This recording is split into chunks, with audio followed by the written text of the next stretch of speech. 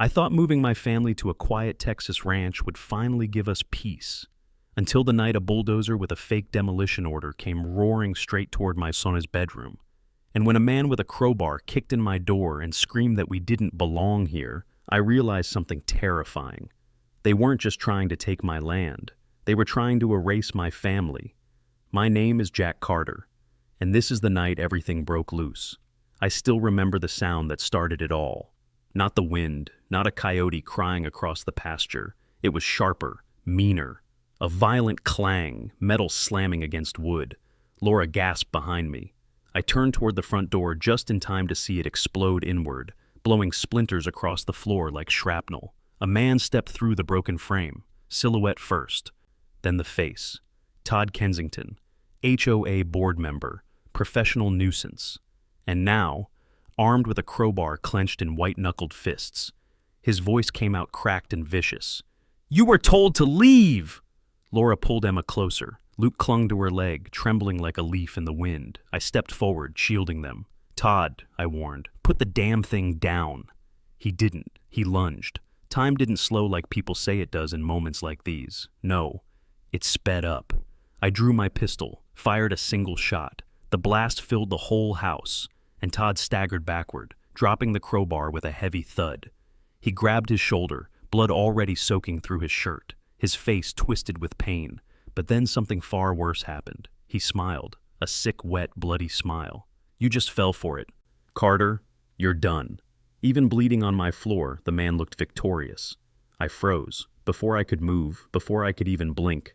Sirens, loud, close, too close. Red and blue lights slashed through the windows, and that's when it hit me. It had been less than 30 seconds since I pulled the trigger.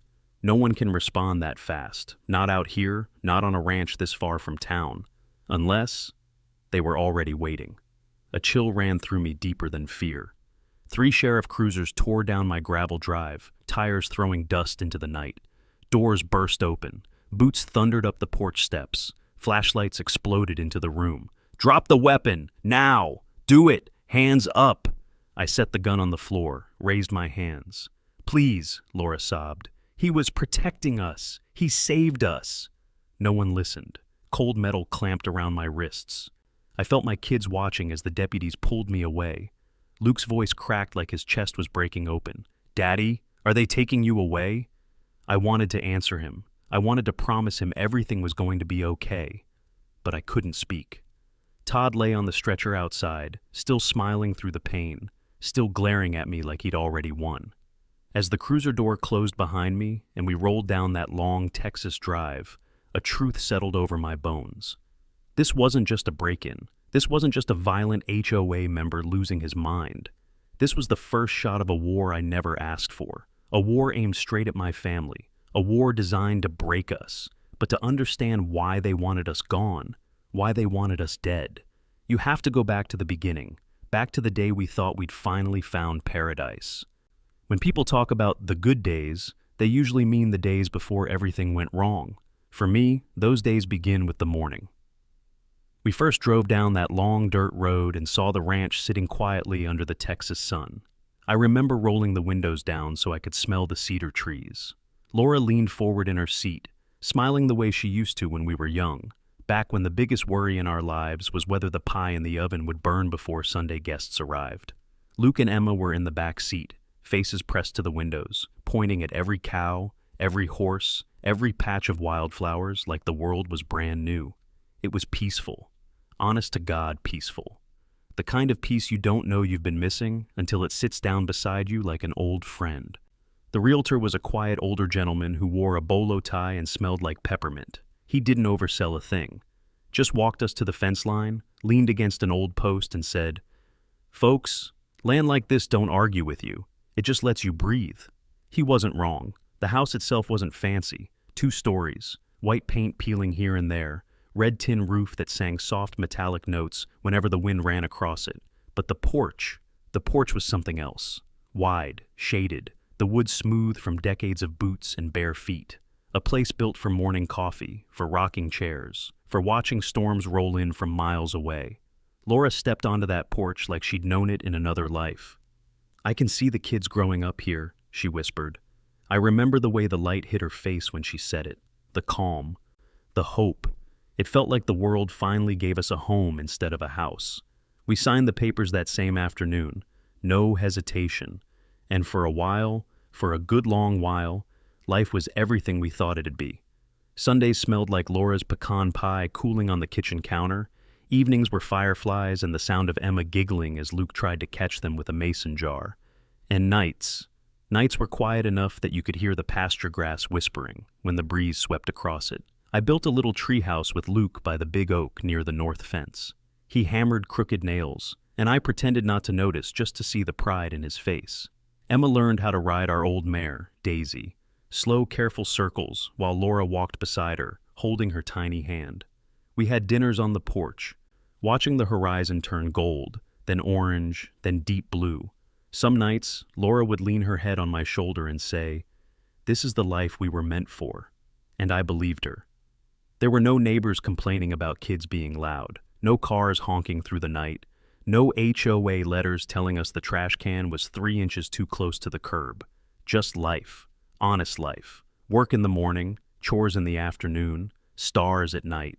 I'd wake before sunrise, brew coffee in that old enamel pot, and step outside barefoot just to feel the earth under my feet. The air tasted like cedar and cool dirt. Coyotes yipped far off in the hills.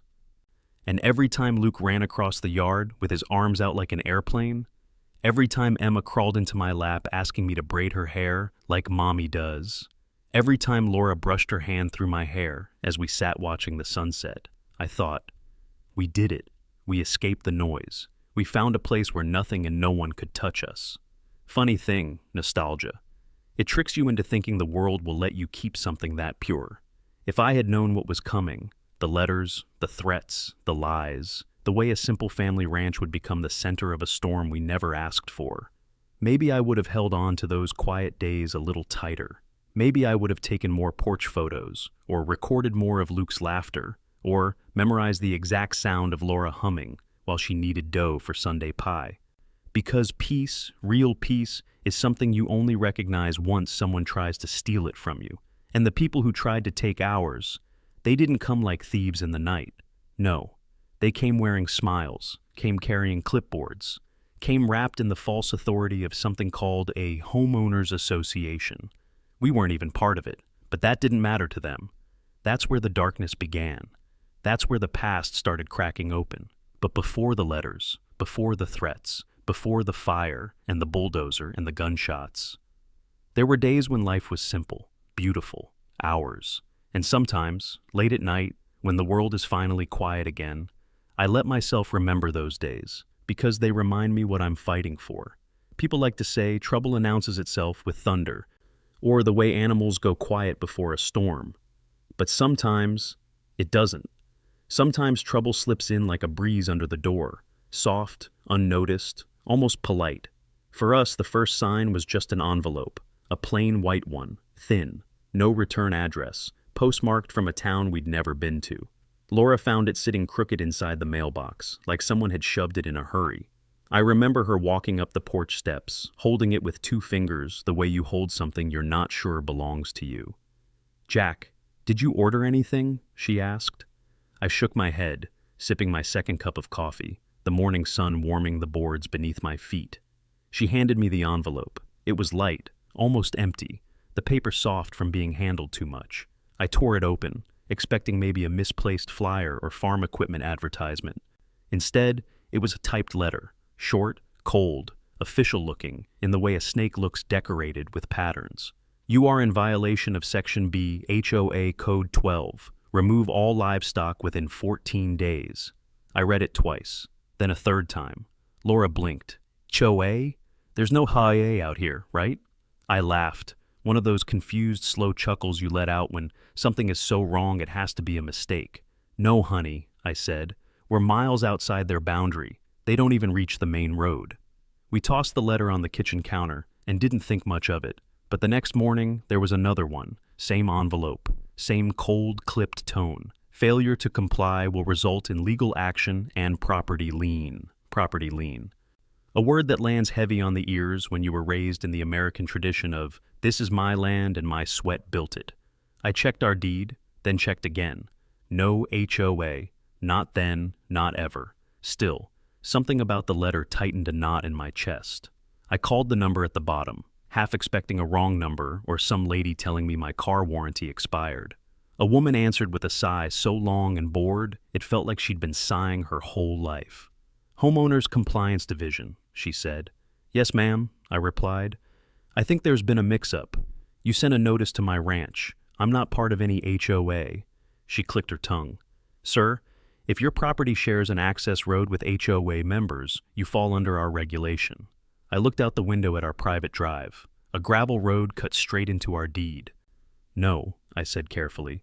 "That road is mine. It was carved into the land survey before that development even existed." Silence. Then, "We'll be following up." Click. Not a goodbye, not a "have a nice day," just a click, sharp enough to feel like a warning. I stared at the phone for a good minute after she hung up.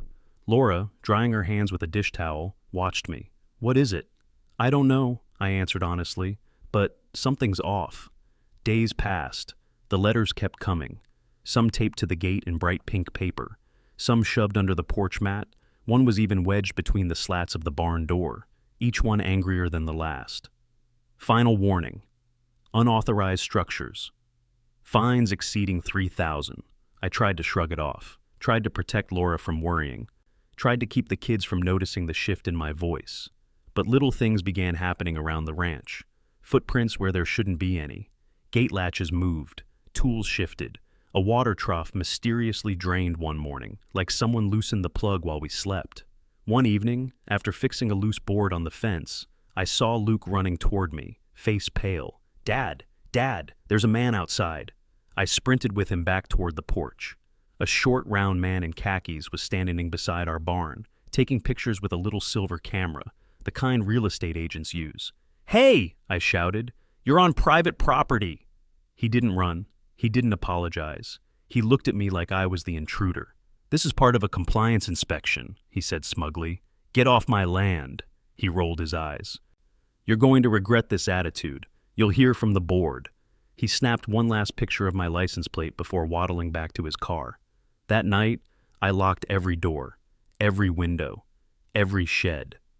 We sat at the dinner table, Laura stirring her soup without eating, the spoon clinking gently against the bowl. "You think they're serious?" she whispered. I took her hand across the table. "I don't know," I said, "but whatever this is, it's not normal."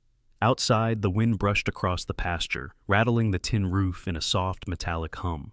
The ranch still looked peaceful, still looked like home, but deep inside, something had shifted. A shadow had passed over the place, faint but real, like the first thin cloud before a storm. And though I didn't know it yet, that was only the beginning. A few days after the man with the silver camera trespassed onto our land, I woke up earlier than usual. The sun wasn't even up yet. The sky was still that deep pre-dawn blue, the kind that makes the whole world feel quiet and delicate, like it's still deciding whether it wants to wake up. I stepped outside with my coffee in hand. The air carried that crisp Texas chill, the kind older folks like to call honest weather. I breathed it in, hoping it would steady my nerves, but then I saw them. Pink notices, bright, loud, ugly, taped across our front gate like garish flowers blooming overnight. I walked toward them slowly, coffee forgotten in my hand, the steam rising against the cool air. Final warning: remove unauthorized structures. 3,000 fine issued. Failure to comply will result in further action. They'd even printed my full name in bold capital letters, like I was some criminal they needed to shame publicly. Laura stepped out onto the porch behind me, rubbing her arms against the morning chill. "What on earth?" She didn't even finish the sentence. Her voice just drifted off as she saw the stack of papers flapping gently in the breeze. The ranch had never felt small before, not once, but standing there with those bright pink threats stapled to our gate, it suddenly felt boxed in, like someone had drawn invisible lines around us while we slept. I tore every notice down and stuffed them under my arm. "This has to stop," Laura whispered. I nodded, though I wasn't sure I believed it.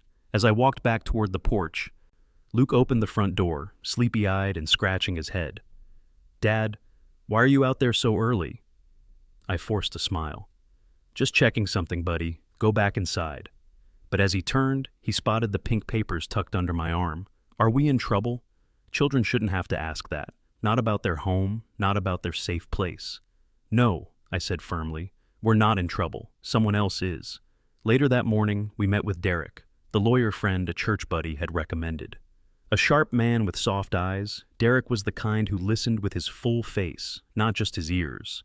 He sat at our kitchen table, flipping through the deed, the land survey, and the stack of HOA warnings. After about 20 minutes, he closed the folder and took off his glasses. Jack, I'm going to be straight with you, he said. Your property is absolutely outside the HOA boundary. You have the original land survey, the exclusion clause, and the deed supports it. I let out a breath I didn't know I'd been holding. So, they can't touch us? In theory, he said slowly, no. But then he leaned back in his chair and added something that made Laura grip my hand. But these people, they play dirty, and they play long. They can't legally take your land, but they can harass you until you are too tired to fight. Laura's voice cracked. What do we do? For now, Derek said, we document everything. Every visit, every letter, every strange thing on your property. And Jack, don't confront them alone. HOA harassment can get ugly. Trust me. He wasn't wrong. I just didn't know how ugly it could get. The next week, things escalated in a way no lawyer could have predicted. I came home from picking up feed supplies in town.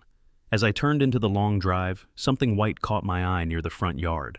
A sign, hammered straight into the red dirt. I slammed the brakes, dust kicking up behind me. There it was, tall and bold, a for sale sign I didn't put there. But that wasn't the worst part. Someone had taken a thick black marker and scrawled across the board in big, unforgiving letters, "For pending, HOA property reclaim." I stood there for a long moment, staring at it like it was a mirage, a bad joke, a mistake. But there it was, a sign telling the world my home wasn't mine anymore. Luke came running outside, his boots thudding across the porch steps. Dad, are we moving? No, I said, ripping the sign out of the ground with more force than necessary. We're not going anywhere. But when I turned, I saw Laura standing in the doorway. She looked pale, holding Emma close. How long before they come after us in person? She whispered. That night, after the kids went to bed, I moved my rifle from the safe to the coat closet near the door. It wasn't a decision I made lightly. It was a decision a man makes when he realizes peace isn't guaranteed. Even on land his hands have worked and his family has loved. Still, some foolish part of me hoped it wouldn't come to that. Hoped that the last letter, the last sign, the last threat had already passed. But hope can be fragile, and something quiet inside me knew. Things were about to get much, much worse. Silence is a strange thing. Out on a ranch, you get used to quiet, the honest kind. The kind filled with wind slipping through mesquite branches, the hum of insects, the soft clucking of hens in the far coop. A living kind of quiet. But the silence that settled over our ranch after the fake "for pending" sign? That wasn't the living kind. It was the kind that makes the hair on the back of your neck rise. The kind that feels like someone holding their breath in the dark, waiting. Waiting for what? I didn't know yet. For nearly a week after the incident with the sign, nothing happened. No letters, no strangers on the property, no pink notices taped to our gate, no smug HOA inspectors with their silver cameras, just nothing. At first, Laura thought maybe we'd scared them off. She tried to convince herself of it, tried to convince me too, smiling more during breakfast, humming while folding laundry. Baking Sunday pie again as if the smell of pecans and cinnamon could somehow bring normalcy back into our home. But beneath it all, I saw the truth in her eyes. Sometimes she'd freeze in the middle of a chore, tilt her head, and listen. Not for a sound, but for the absence of one. A mother's instinct, a wife's instinct. Jack, she whispered late one evening as we sat on the porch, it's too quiet. I didn't want to admit it, but she was right. Quiet hadn't returned to being peace. It had become pressure. A storm cloud you know is out there, somewhere, heavy and dark, even if you can't see it yet. By the third day of quiet, I felt it too. I walked the property line with Max, our old shepherd. He moved slower these days, but his instincts hadn't aged at all. His tail stayed low, ears perked, scanning the tree line. He'd pause every so often, sniff the air, then give a low warning growl. Not a growl of anger, a growl of knowing. That unsettled me more than any letter ever could. That night, I made a phone call I hadn't made in almost 10 years. Mike, old buddy from the 82nd Airborne. We hadn't talked much since life scattered us into marriages, jobs, kids, and responsibilities. But when he picked up, his voice was the same steady baritone I remembered from nights overseas when danger felt close enough to taste. He didn't ask why I was calling so late. He didn't ask for details. He just said in that calm soldier's tone, "Tell me what you need, Jack." By noon the next day, a small brown package arrived via overnight shipping. Mike had sent it himself. Inside were 3 compact thermal sensors, rugged, military grade. The kind designed to watch perimeters in deserts and mountains far harsher than my pastures. Over the phone, he told me, "Put 'em high, above eye level, civilians look down, pros look up." There was something comforting in that old tactical certainty, something stabilizing. For the first time in days, I felt just a little less alone. That evening, as the sky turned a soft Texas purple, I climbed the trees along the north pasture and installed every sensor, hidden, silent, watching. From the kitchen window, Laura watched me. Her expression wasn't fear, not anymore. It was resolve. On the 5th day of silence, I received a text message. A single line, blocked number, no name, no context. "You've been warned." Nothing more. Sometimes the smallest threats are the loudest. I showed it to Derek the next morning. He frowned, tapping it with his pen. "We can file a harassment report," he said. "But without a sender, the sheriff's hands are tied. Jack, this isn't them backing off. This is them waiting." Laura stood in the doorway, arms folded tight, listening without wanting to listen. That evening, as we tucked the kids into bed, little Emma whispered, "Daddy, is someone coming tonight?" A child shouldn't have to ask that. Not about their home, not about their bed. I brushed her hair back. "No, sweetheart. You're safe. We all are." But safety felt thin that night, like glass stretched too far. After the kids were asleep, Laura and I sat together on the edge of our bed.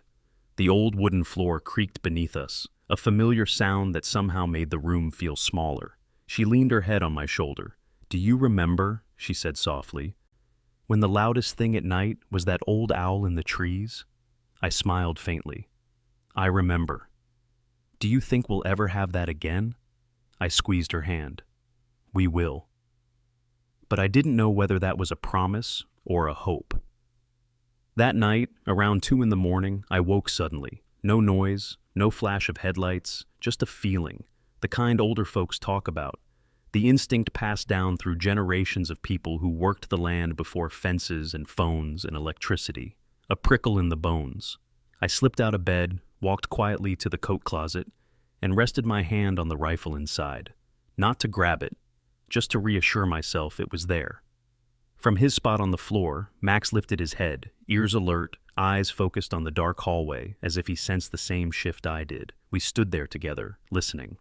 The silence felt different, heavier, denser, like the whole ranch was holding its breath.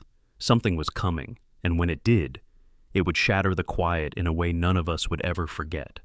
The 6th night began like any other. The house was dim, quiet in the gentle way homes become when the children have fallen asleep, and the weight of the day settles into the walls.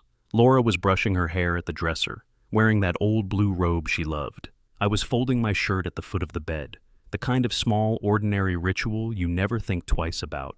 Outside, the world felt paused. No rustling branches, no coyotes in the distance, not even the barn owl, just that heavy, unnatural quiet.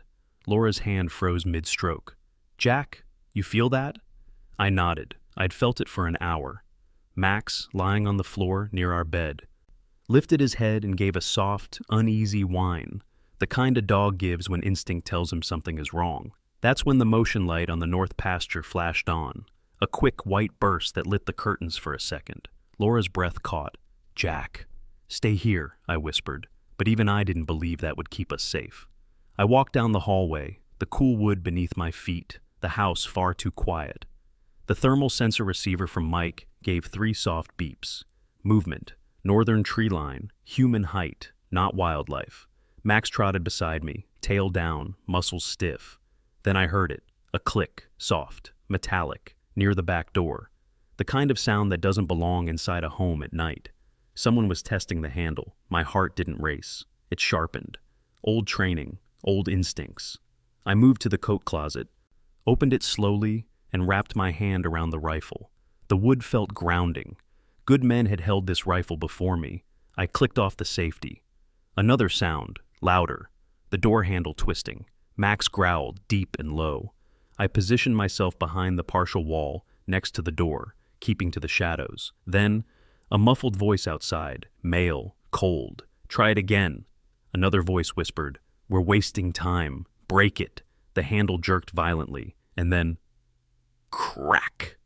A rear window shattered inward, glass spraying across the kitchen tile like scattered ice. Max lunged forward, barking with a ferocity I hadn't heard in years. Heavy boots hit the floorboards. Laura screamed from the bedroom, "Jack!" I stepped from the shadows, rifle raised. A man rushed in, black hoodie, gloves, a crowbar in hand. A cloth bandana covered the lower half of his face as he scanned the room. Max barked again.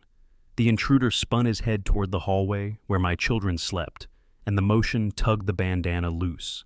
Just a second, just a breath-long moment. But enough. His face came into view, the jawline, the crooked left tooth, the small scar across his cheek from that bar fight years ago. Todd Kensington, my neighbor, my tormentor, the man who had been circling us like a buzzard for weeks. Todd raised the crowbar toward the hallway, and I made my choice. I pulled the trigger. The rifle roared, thunder inside our quiet home. Todd spun as the round tore into his shoulder and slammed him sideways into the counter. The crowbar clattered across the floor. He collapsed to one knee, groaning in pain. Then he looked up at me and smiled. A bloody, sick, triumphant smile. You fell for it, Carter." He coughed, dragging a red smear across his chin. "You're done." Then, sirens. Fast. Too fast. Red and blue lights splashed across the kitchen walls as vehicles skidded up our drive. A sinking, cold realization hit me. It had been less than 30 seconds since the shot. No sheriff in the world could respond that fast. Unless they'd been staged nearby. Waiting, listening. This wasn't help. It was part of the plan. Laura rushed out from the hallway, holding Emma tight while Luke clung to her robe. All three stared at the broken glass, the bleeding man on our floor, the rifle in my hands. "Jack," Laura whispered, voice shaking. "What did they do to us?" Todd wheezed another laugh through bloody teeth. "You're finished. You hear me? Finished." Outside, a megaphone blared. "Put the weapon down! Hands where we can see them!" Max barked wildly, circling the door. Laura sobbed. My children trembled. And standing in the middle of my own living room, with the rifle still warm in my hands, I understood the truth. This wasn't a break-in. It wasn't a fight. It wasn't even about the HOA anymore. It was a setup, a trap, a coordinated attack designed to take me down first. And the real destruction waiting for my family was standing outside in uniform. Everything that happened next, the handcuffs, the accusations, the betrayal of the sheriff, and the truth that would unravel everything, began the moment I opened that door. I didn't open the door. They did. The front door, already crooked from Todd's kick, blew inward as 3 deputies rushed through, rifles raised. Flashlights slicing white circles across the walls, the floor, my face. "Put the weapon down! Hands where we can see them!" I laid the rifle softly on the hardwood, palms open, fingers spread. My hands felt oddly light, like they belonged to someone else. "Step back, on your knees." Behind me, Laura sobbed. Emma wailed into her mother's robe. Luke stood frozen, tears welling, but refusing to fall. "Please," Laura cried. "He was protecting us. He was protecting his family." They didn't look at her, didn't look at the shattered window, didn't look at the crowbar on the floor or the blood on the tile. All eyes were on me. Cold steel snapped around my wrists. "You have the right to remain silent," one deputy recited, flat and hardened by routine. Todd, still bleeding on my kitchen floor, groaned dramatically as EMTs hovered over him. He clutched his shoulder, face twisted, but his eyes were alive with triumph. He shot me," Todd gasped. "No warning. I was just doing a compliance check." He snapped. He turned his head just enough to make sure the nearest body cam saw everything. Even through the pain, he managed a weak smile. He'd gotten what he wanted. They marched me outside past my own children. Luke reached for me with a trembling hand. "Dad." A deputy blocked him gently but firmly. "Stay back, son." The word son felt wrong coming from a stranger.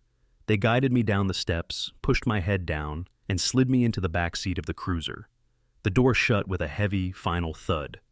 Through the window, I saw Laura standing barefoot in the gravel. Kids wrapped around her, porch light forming a pale halo behind them. I wanted to tell her it would be all right, but the cruiser was already moving. The ranch, my ranch, shrank in the rearview mirror until it was swallowed completely by darkness. The ride to the station was quiet, the hum of the tires, the steady sweep of the wipers on a windshield that didn't need cleaning. No words. Until the deputy in the front seat broke the silence. "You know," he said without turning, "we got the call about shots fired on your property before dispatch even logged the first 911. He paused. Funny how fast some calls travel. He didn't explain. He didn't need to. Somebody had planned this. Somebody had wanted deputies here fast. At the station, they didn't put me in a cell, just a small, tired-looking holding room, metal table bolted to the floor, chairs older than me, a single camera blinking red from the corner. My hands still smelled like gunpowder. My shirt still smelled faintly of Laura's laundry detergent. It's strange how those two scents can exist together. Violence and home, fear and comfort. After what felt like an hour, the door opened. Sheriff Daniels stepped inside. No shouting, no theatrics. Just a man carrying the weight of too many years of seeing too many things. He sat across from me, folded his hands, and said quietly, "Jack, you all right?" "That depends," I replied. "Am I under arrest?" He exhaled and pulled out a tablet. "My tech guys pulled this from your cloud backup the moment you got here," he said. "Good thing you set your cameras to upload in real time. Otherwise," he glanced at me, "well, let's just say it might have disappeared." He slid the tablet to me. We watched. My back door camera, the kitchen camera, the thermal sensor overlay from Mike's gear. We saw Todd testing the door, saw the window shatter, saw him climb in, crowbar raised, saw him step toward the hallway, saw me fire. When the footage ended, Daniels rubbed his forehead like it carried weight. "You gave a verbal warning?" he asked. "I did. First thing." He nodded slowly. "An armed man in your home at night with your family behind you? Jack, under Texas law, that's self-defense." Relief washed through me. Not joy, just a lessening of pressure in my chest. "So, I'm not under arrest?" "Not tonight." He leaned forward, lowering his voice. "But listen to me. Something about this is rotten. We got that call way too fast." Todd's statement came prepackaged with HOA logo and legal wording. "Someone wanted this to look open and shut." He tapped the tablet. "They didn't expect you to have this kind of footage." He stood and opened the door, then paused. "Go home. Be with your wife. And Jack, document everything from here on out. Every letter, every car, every shadow that doesn't belong." He met my eyes. "Because their next move won't be a crowbar. It'll be a courtroom." 2 days later, the house cleaned up and the blood scrubbed from the tile. A thick envelope arrived in our mailbox. Big city return address, law firm logo. Laura handed it to me with shaking hands. Inside, "You are hereby notified you are being sued for assault with a deadly weapon, intentional emotional harm, and reckless endangerment." At the bottom, plaintiff, Todd Kensington. I looked at Laura. "They couldn't break in and take the house," I said quietly. "So, now they're trying to bleed us dry." And that's when I realized, if violence wouldn't stop them, maybe the truth would, but only if we survived long enough to prove it. The lawsuit was bad. The lawsuit shook us. But the paper that arrived 2 mornings later, it broke something inside me I didn't know could break. I found the sheriff's cruiser parked at the gate when I stepped outside shortly after sunrise. Cold mist still hung over the pasture. Max barked beside me, confused. Sheriff Daniels was standing there, hat in hand, face grim. The kind of grim a man wears only when he brings news he wishes he didn't have to deliver. "Morning, Jack," he said quietly. "Sheriff, what's going on?" He didn't answer, not right away. He just held out a sealed envelope, thick, official, government seal. My stomach tightened. I didn't touch it. "Jack, Daniel said slowly. "I'm legally required to serve you this in person." I took the envelope with stiff fingers. My name was typed neatly on the front. Inside, only a few pages. But they hit like a hammer. Petition for emergency removal of minor children. Filed by Texas Child Protective Services. I felt the ground tilt under my feet. My kids. My kids. I looked up at Daniels. "What the hell is this?" He swallowed hard.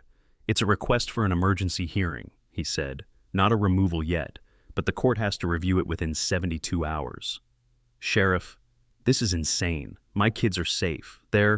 I know," he said gently. "I know, Jack, but someone filed a very detailed complaint. Multiple complaints, actually." He hesitated, and that hesitation felt like a knife. "What kinds of complaints?" I asked. He took a slow breath. "There are claims about firearms in the home, claims about unstable behavior, mentions of the shooting, the break-in, reports of children exposed to danger, and," he looked down, "allegations of neglect." Neglect. I actually laughed. A short, bitter sound I didn't recognize as my own. Neglect? In this home? With this family? Laura stepped out onto the porch then, the morning light catching her hair, Emma clinging to her leg, Luke still rubbing sleep from his eyes. She saw the papers in my hand, saw the sheriff's face. Her voice cracked. "Jack, what happened?" I couldn't speak. I handed her the envelope instead. As her eyes scanned the words, her knees buckled, and she grabbed the railing to stay upright. No, they can't." Her voice broke into a whisper. "They can't take our babies." Emma started crying without knowing why. Luke stepped in front of her like he was protecting his little sister from some invisible monster. I would remember that image for the rest of my life. Inside the house, we sat at the kitchen table while Daniels explained the process. Slowly, softly, like explaining a tragedy to someone who's already grieving. "It's not an automatic removal," he said. "The judge will hear both sides. Your lawyer can fight it. But Jack, understand something." He placed his hat gently on the table. "Somebody is pulling every lever they can.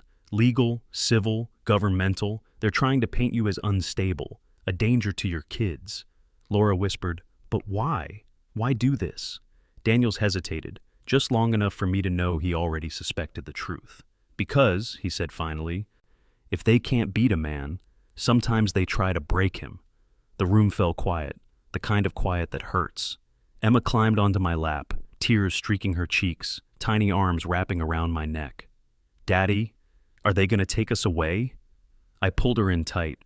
"No," I whispered, "not ever." Laura wiped her eyes, stood, and placed both hands flat on the table, the posture of a woman who has hit rock bottom but refuses to stay there. "We fight," she said. Her voice trembled but didn't break. "We fight them in court. We fight with the truth. We fight for our family." And in that moment, I knew she wasn't talking to me. She was talking to God. Derek rushed over within the hour. He didn't sit down, just paced the kitchen, papers in hand, muttering in disbelief. Emergency removal. They dug deep. They really dug deep. Jesus. He finally stopped pacing, pressed both hands to the back of a chair, and looked at me with something between anger and pity. "Jack, this isn't just a lawsuit anymore. This is a tactical play. They're trying to break your wife, break your spirit, force you into a settlement, or force you off your land entirely." His voice softened. "Jack, these aren't HOA amateurs anymore. This is strategy. Big strategy." I already knew that. I'd felt it in my bones since the night Todd came through my window. "What do we do?" I asked. Derek straightened, jaw firm. "We get ahead of them. We build a case, character witnesses, school reports, medical records, pastor statements, every neighbor who's seen you with those kids." He tapped the papers. "And we prepare for that hearing like the fate of your entire family depends on it." Because it did. That night, as the kids slept curled against each other in our bed, I sat on the porch alone, listening to the wind move across the fields. Not the honest quiet, not the peaceful quiet, a different quiet, a hunting quiet. And I realized something I'd tried not to accept. They weren't just trying to hurt me, they were trying to erase us. The courthouse in Elmswood wasn't large, 2 floors, old brick, a flagpole that squeaked when the wind was just right. I'd passed it 100 times on the way to the feed store, but that morning, the morning of the custody hearing, it felt like the kind of place where a man could walk in whole and walk out missing pieces of his soul. Laura sat beside me in the truck, wringing her hands until her knuckles blanched white. The kids stayed home with Mrs. Alder from the church. Emma cried when we left. Luke didn't say a word. I think he understood more than he let on. Inside, the courtroom was colder than necessary. Government building cold, hospital hallway cold, a kind of chill that made you feel small the moment you sat down. The judge, a silver-haired woman with years of patience etched into the lines of her face, entered with a quiet authority. Case number 472197, the clerk called. Carter versus Texas Child Protective Services. My chest tightened. This wasn't about land anymore, or lawsuits. This was about my family. CPS went first. A woman with rimless glasses and a clipboard stepped up to the stand. Her voice was calm, measured. The kind of voice people use when delivering bad news they've gotten used to giving. Your Honor, we received multiple concerning reports, she began. Reports involving firearms in the home, violence witnessed by minors, escalating instability, and an environment unsafe for children. She paused. A long, meaningful pause. We therefore recommend temporary removal of the Carter children pending investigation. Laura gasped softly beside me. Then the ambush came. A thick folder, glossy photographs, printed, labeled, highlighted. The CPS worker handed them to the judge. These were submitted anonymously. I recognized the pictures immediately. Me carrying my rifle across the yard. Me yelling at a trespasser months earlier, cropped tightly to make it look like I was the aggressor. A nighttime still where I was checking the fence line, flashlight in one hand, pistol in the other. The judge studied them for a long, uncomfortable moment. Then the CPS worker said the line that nearly cracked something inside me. In the best interest of the minors, we recommend their removal until stability is restored. Laura brought her hand to her mouth. Her whole body trembled. A quiet, sharp pain settled deep in my chest. I had fought men, trespassers, armed intruders, but nothing prepared me for the idea of losing my kids. Derek stood before I could even blink. Your Honor, he said firmly, we haven't presented our evidence yet. The judge nodded. Proceed. He approached the bench with the calm confidence of a man who has walked into a fire before and learned how to breathe inside it. Your Honor, the danger in the Carter home does not originate inside the home. He placed a flash drive on the evidence desk. It comes from outside. The screens flickered on.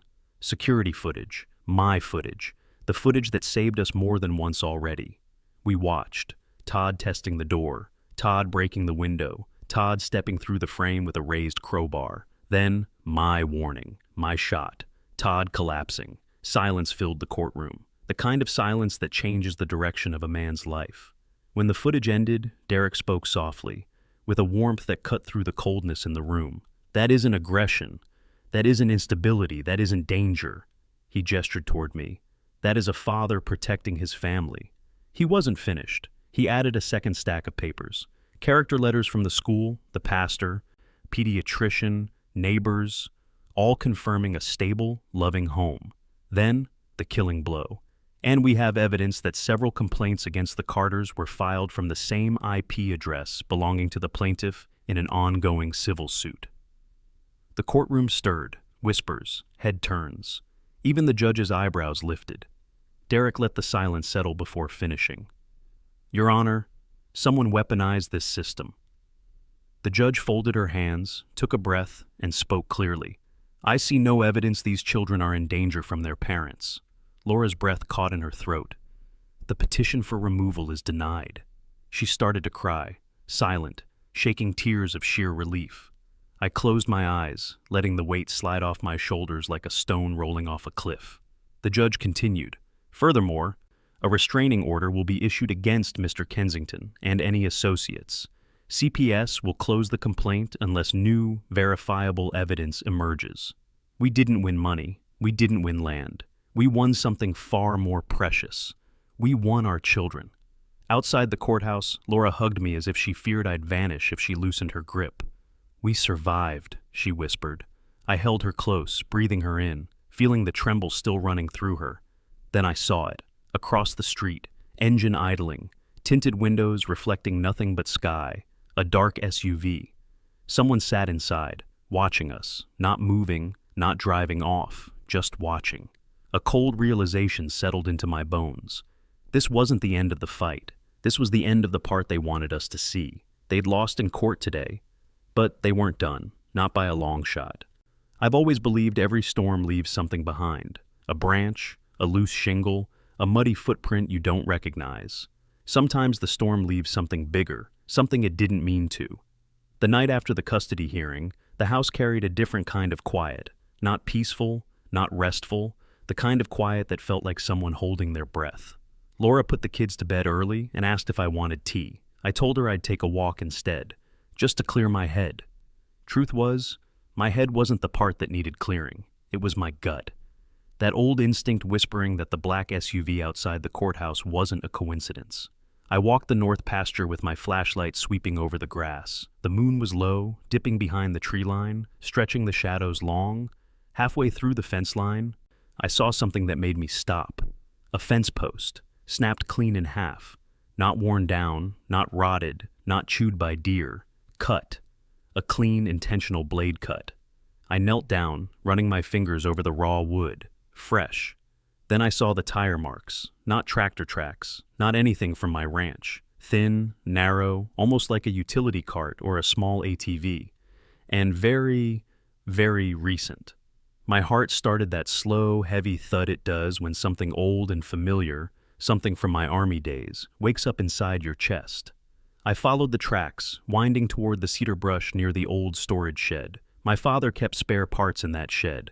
Extra fencing, old nails, dust older than I am. I hadn't stepped into it in years. The door was shut, but the lock was hanging open, not cut, not smashed, picked. Someone had come here deliberately. I swallowed hard and pushed the door open. The smell of old lumber and dry dust drifted up like a memory I'd forgotten I had. I pulled the string on the hanging bulb, and there it was, a black envelope. Same shape, same texture, same slight crease on one corner as the first one they left on my gate. Only this one wasn't sealed. Inside was a USB drive and a single sheet of paper. One sentence typed dead center. He didn't follow instructions. My stomach tightened into a knot. I pulled my dad's old laptop from the shelf, brushed off the dust, and plugged the drive in. It took a long moment, long enough for doubt to creep in, before the folder opened. Emails, PDFs, payment logs, signatures. At first, they didn't make sense. Then the names hit me like a shovel to the ribs. Todd Kensington, Litex Infrastructure Group, Ridgespan Development Division, and then the line that made my blood run cold. Final payment, forced vacancy initiative, Carter Parcel. Todd wasn't just angry. Todd wasn't just unhinged. He wasn't even acting alone. He was paid to trespass, paid to create incidents, paid to make me look unstable, paid to force my family off our land so Litex could claim it as abandoned due to safety concerns. Every break-in, every provocation, every complaint, it was all written out like a sick little playbook. This whole nightmare was engineered, and we were the last piece they needed. At the bottom of the folder, I saw another document. Ridgespan Acquisition Schedule, internal only. I clicked it. Charts, deadlines, federal contract timelines. And bold at the top, Phase 1 completion deadline, 30 days. Week 4 was highlighted in red. All parcels acquired, mandatory. That's when everything snapped into place.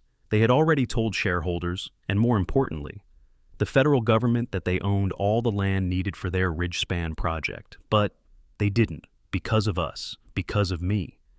And if they missed that deadline, penalties, contract breaches, losses in the billions. People at the top would lose their jobs, maybe even face charges. For them, I wasn't an inconvenience. I wasn't even a problem. I was a threat.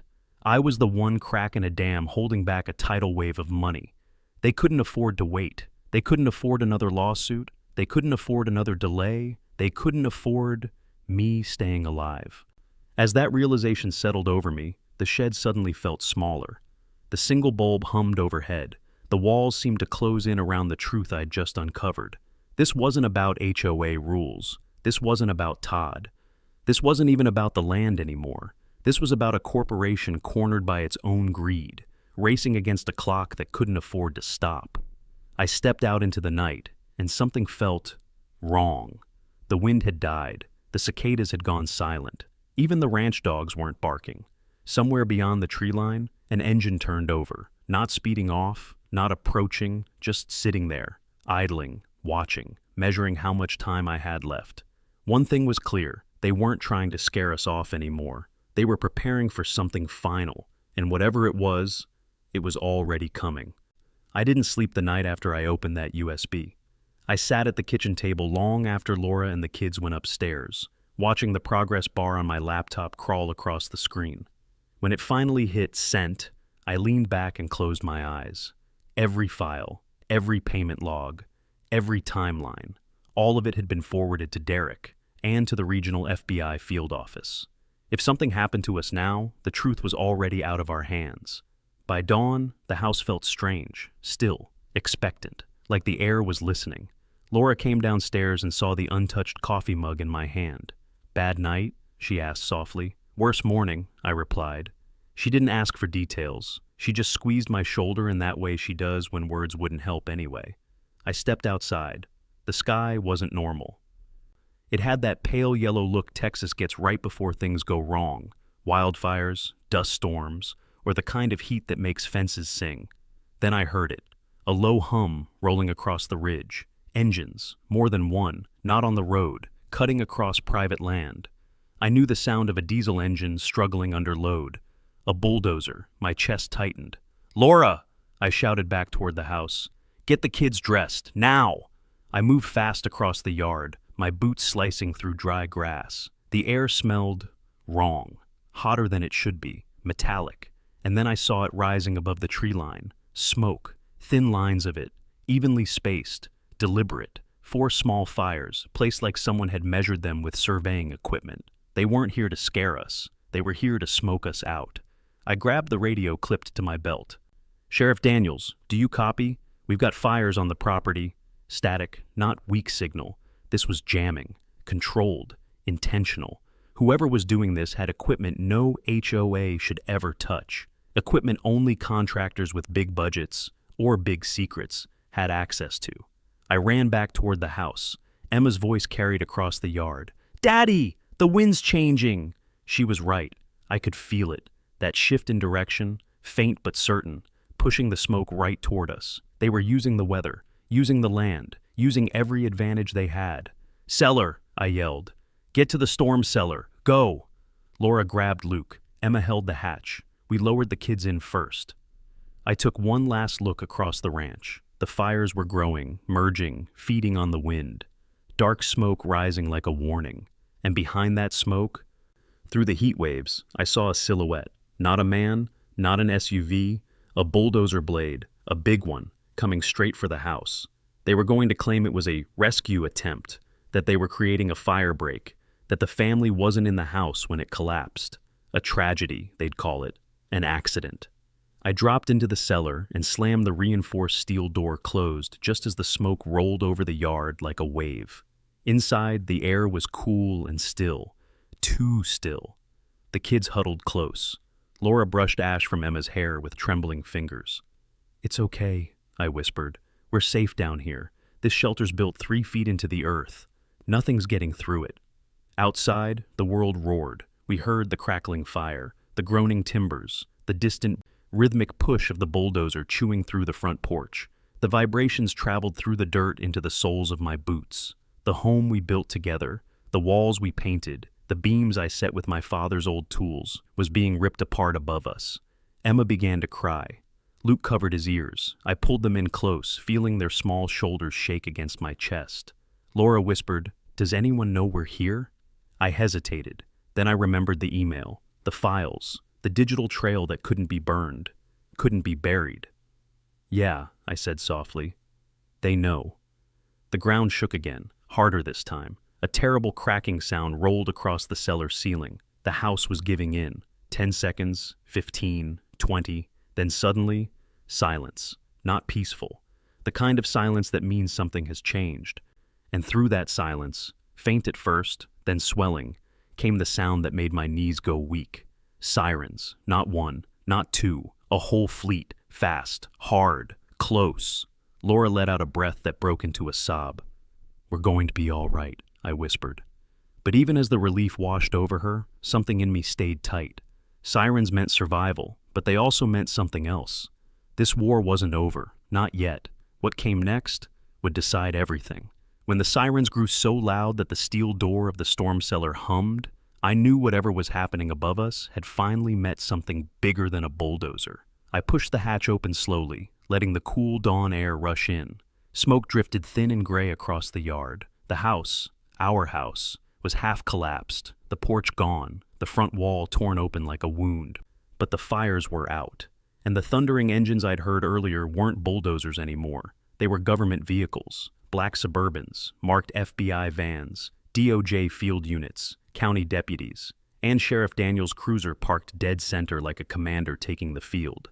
For a moment, I just stood there on the cellar steps, my children climbing up behind me, clutching my shirt. Laura put her hand on my back, and together we stepped out into the morning that had almost stolen us. Across the yard, 3 men lay face down in dirt, hands cuffed behind their backs. They weren't contractors anymore. They looked small, ordinary, the kind of men who never thought the law would reach them because the wrong people had promised protection. One of them, the driver of the bulldozer, kept whispering, "It wasn't supposed to go this far. They said no one would be home."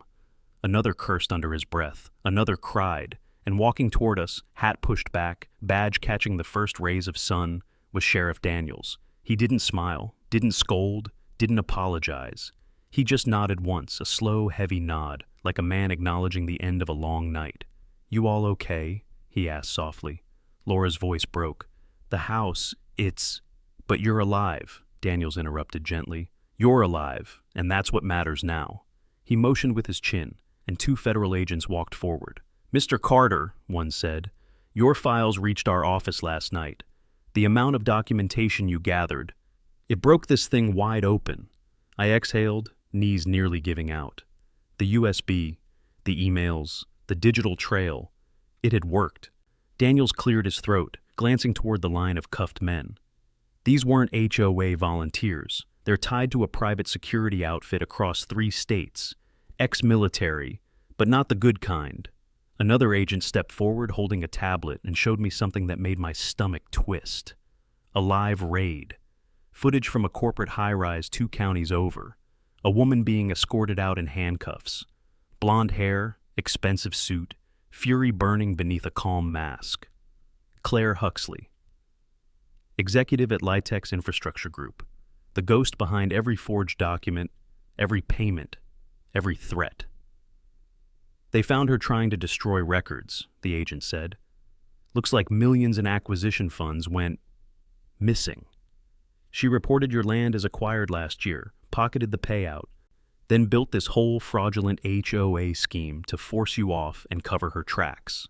Laura gasped softly beside me. I felt my jaw tighten. So, that was it. Not a corporation trying to expand, not neighbors with too much power. A thief in a suit, willing to kill a family to save her own skin. The agent continued, "We've also detained Todd Kensington. He was found at a motel with a go bag and burner phones. He's facing charges ranging from conspiracy and arson to attempted murder." I let out a slow, shaking breath, the kind you only release when you've been holding it for months without knowing. The next hours blurred. Statements, photos, forensics, agents marking the yard with yellow flags, fire crews dumping water onto lingering embers. And standing there, amid the chaos of uniforms and equipment, was my family. Alive, ash-covered, exhausted, but alive. When the sun finally rose high enough to warm the fence posts, an agent handed me a document, a federal protective order, ironclad, backed by the DOJ. "You and your family are safe now," he said. For the first time in a long while, I believed it. It took nearly a year to rebuild the house. Friends from town helped. Folks we barely knew dropped off tools, lumber, food. Even the pastor brought volunteers who replaced the barn siding for free. The legal case stretched on, but in the end, Litex settled for an amount so large it scared even the lawyers. They didn't admit guilt, but the world knew. And more importantly, the land stayed ours. One quiet evening, long after the dust of construction had settled, I sat on the new front porch. The boards were fresh pine, still releasing that warm, sweet smell. Luke and Emma chased each other in the yard.